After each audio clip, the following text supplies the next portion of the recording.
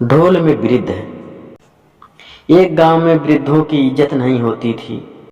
सभी वृद्धों ने कुछ दिनों तक तो अपने परिवार वालों को अपने स्तर पर बहुत समझाया, किंतु किसी भी परिवार के लोग नहीं सुधरे तो उन्होंने कहना ही छोड़ दिया।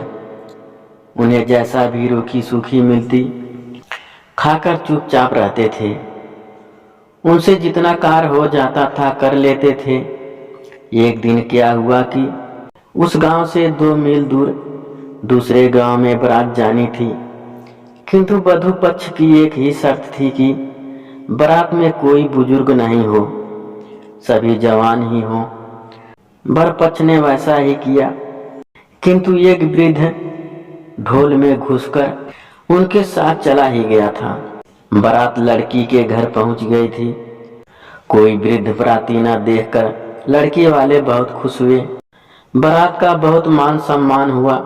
जब लगन लगने का समय आया तो वधू के पिता ने कहा, लगन तभी होगा अगर वर पक्ष कुत्ते की पूंछ नीचे करवा लेंगे। मामूली सी बात समझकर एक बराती ने कुत्ते की पूंछ बड़े प्यार से नीचे की, परंतु कुत्ते ने फिर ऊपर कर ली। कई बरातियों ने अनेक बार पूंछ नीचे करने की कोशिश की, पर कुत्ता पुनः ऊपर कर लेता था। अब तो वधू पक्ष ने उनकी खूब हंसी उड़ाई। ढोल के बीच छिपे वृद्ध ने कहा, कुत्ते के पिछले भाग में छड़ी मारो, कुत्ता पूंछ नीचे कर लेगा। एक बराती ने जोर की छड़ी कुत्ते के पीछे मारी। कुत्ते ने तुरंत नीचे कर ली और क्वाय क्वाय करता भाग गया।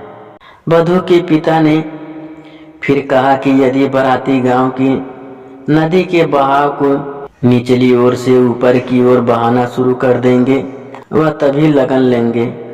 यह कार्य तो कोई भी नहीं कर सकता था।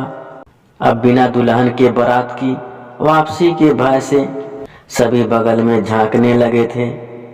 बेइज्जती के डर से दूल्हा, उसके माँ बाप और बाराती परेशान हो गए थे।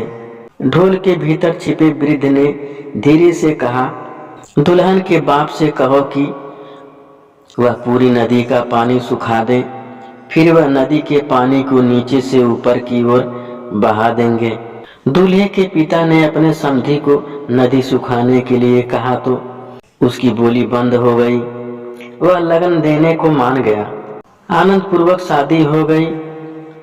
अब सभी को पता चल चुका था कि सियानों बूढ़ों का होना कितना आवश्यक है।